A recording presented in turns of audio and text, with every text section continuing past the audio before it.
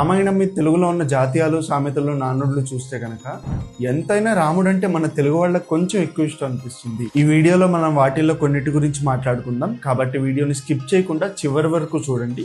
రామాయణం అంతా విని రాముడికి సీత ఏమవుతుంది అని అడిగాడంట. ఏదైనా విషయం చెప్పినప్పుడు అందులో మూలమైనది ప్రధానమైనది కూడా అర్థం చేసుకోకుండా దాని మీద తిరిగి ఎవరైనా ప్రశ్న వేశారంటే వారు అసలు ఏమీ వినలేదు, వాళ్ళకేమీ అర్థం కాలేదు అని.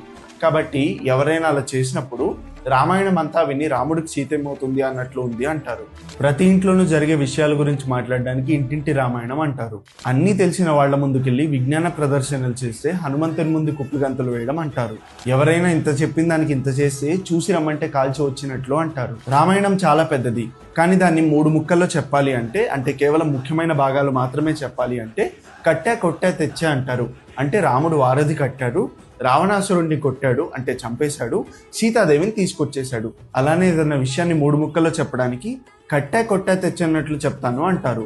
కష్టాలు అందరికీ ఉంటాయి, ఎవరి కష్టాలు వారివి అని చెప్పడానికి సీత కష్టాలు సీతవి, పీత కష్టాలు పీతవి అంటారు. ఎవరన్నా ఏదైనా పని చెప్పినప్పుడు వాళ్ళకి ఆ పని వెంటనే తక్షణమే చేయాలి, జవ దాటకుండా చేయాలి అని చెప్పడానికి వాళ్ళది సుగ్రీవాజ్ఞ అంటారు.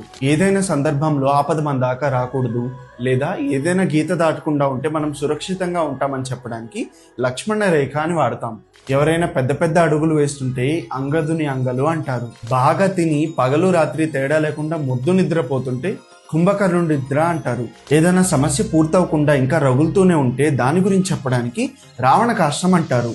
ఉడతా భక్తితో ఉడతా సాయంతో మనకు తోచినంత సహాయం చేసినప్పుడు, లేదా ఏదైనా వీలైనంతో లేదా కుదిరినంత పని చేసినప్పుడు ఇలా అంటాం. పెద్ద ఇల్లుంటే లంకంత ఇల్లు అంటారు. పిల్లలు అల్లరి చేస్తున్నప్పుడు లేదా ఇల్లంతా గోలగోల చేసి పెడితే ఇల్లంతా కిష్కింద కాండ చేశారు అంటారు. తిరుగులేనిది రామబాణం, ఆకలేస్తే అన్నమో రామచంద్ర అంటాం. ఇలాంటివే అయ్యో రామ, రామ రామ, రామచంద్ర ప్రభో అంటాం. ఎవరి పాలనలో అయినా సుఖంగా ఉన్నప్పుడు రామరాజ్యం అంటాము. అలాగే రాముడు మంచి బాలుడు. ఎవరన్నా అల్లరి చేస్తూ వారు మాత్రమే అల్లరి చేయకుండా చుట్టుపక్కల కూడా ఆగమాగం చేసి గోల చేసి చుట్టూ ఉన్న వాళ్ళని అలానే ప్రభావితం చేస్తే తా చెడ్డ కోతి వనమెల్లా చేరిచే అంటారు. ఇక్కడ చెడ్డ అంటే చెడిపోయినట్లు కాదు, ఇది సుందరకాండ నేపథ్యం నుంచి తీసుకున్నారు. ఆంజనేయ స్వామికి తోక అంటిస్తారు కదా, అలానే బంధిస్తారు కూడా. కాబట్టి చెడ్డ అంటే ఇక్కడ బంధించినట్లు లేదా ఇబ్బంది పెట్టినట్లు అనే అర్థం వస్తుంది. ఆంజనేయ స్వామి తోకకి నిప్పు పెట్టినప్పుడు వరం వల్ల ఆయనకైతే ఏం కాదు, కానీ తోకకి నిప్పు పెట్టారని చెప్పి చుట్టూ ఉన్న వనాన్ని లంకని మొత్తం కాల్చేస్తాడు. ఇంట్లో రామయ్య వీధిలో కృష్ణయ్య, ఇది నాకు తెలిసి సినిమాల ముందు వచ్చి ఆ తర్వాత జనాల్లోకి వెళ్ళిపోయింది. రామాయణంలో పిడకల వేట, అది పిడకలు కాదు పిటకలు. ఇది బౌద్ధ మతానికి సంబంధించిన త్రిపీటకాలను సూచిస్తుంది. ఎవరికో ఎప్పుడో రామాయణంలో పిటకము లేదా త్రిపీటకము అనే పదం కనిపించిందంట. దాన్ని పట్టుకుని కొంతమంది బౌద్ధ మతంలో ఉన్న త్రిపీటకాలు రామాయణంలో ఉన్నాయి అని ప్రచారం చేశారంట. కానీ నిజానికి అలా లేదు.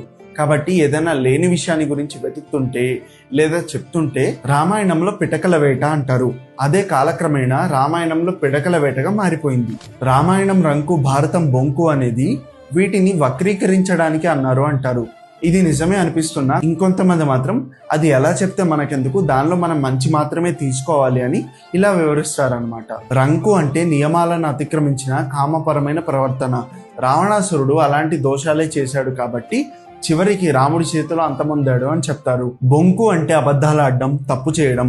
దుర్యోధనుడు శకుని కలిసి చేసిన తప్పుడు పనుల వల్ల, వాళ్ళు చెప్పిన అబద్ధాల వల్లే చివరికి కురుక్షేత్రానికి దారి తీసి పాండవుల చేతుల్లో అంతమొందారు అని చెప్పడానికి ఇలా అంటారు. ఇలాంటివి మీకు ఇంకా తెలిస్తే కింద కామెంట్ చేయండి. ఇలాంటి మరెన్నో వీడియోస్ కోసం తెలుగు వేర్లు ఎవరన్నా ఫాలో అవ్వండి.